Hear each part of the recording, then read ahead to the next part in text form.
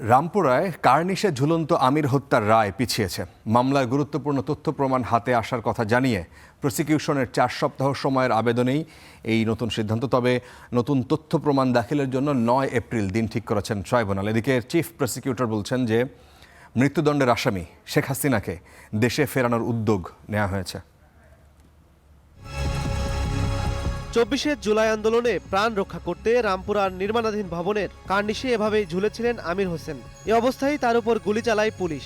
একই দিন বনশ্রীতে নিহত হন আরও দুজন।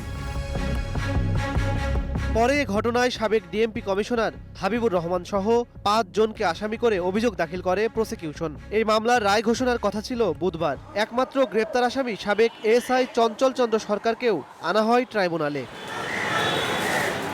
তবে শেষ মুহূর্তে পেছালো রায় ঘোষণা। গুরুত্বপূর্ণ তথ্য প্রমাণ হাতে এসেছে জানিয়ে 4 সপ্তাহ সময় চেয়েছে প্রসিকিউশন।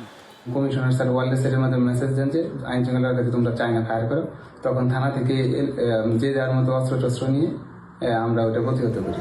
পরে নতুন তথ্য প্রমাণ দাখিলের জন্য 9 এপ্রিল ধার্য করেন ট্রাইব্যুনাল। চিফ প্রসিকিউটর বলেছেন, ন্যায় বিচারের স্বার্থেই এই আবেদন করা হয়েছে। এছাড়া জুলাই আগস্টের একাধিক মামলার অভিযোগ পুনঃ তদন্তের কথাও জানিয়েছেন চিফ প্রসিকিউটর। চঞ্চল চন্দ্র সরকার তার একটা এক্সট্রা জুডিশিয়াল কনফেশন আছে এবং তিনি সরাসরি স্বীকার করছেন যে কিভাবে তিনি গুলি করেছেন, কিভাবে কি করেছেন, কার নির্দেশে করেছেন, সমস্ত কিছু তিনি বলছেন।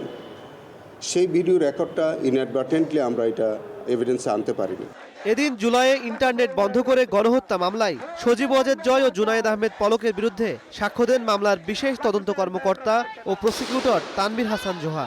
সাক্ষ্যে তিনি বলেন, ইন্টারনেট বন্ধ করার পেছনে সরকারি নির্দেশনার প্রমাণ তদন্তে উঠে এসেছে।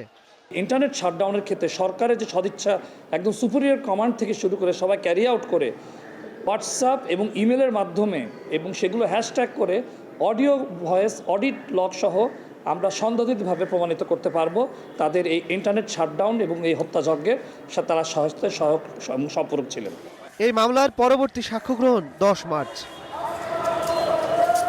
ইমন মাহমুদ, স্টার নিউজ, ঢাকা।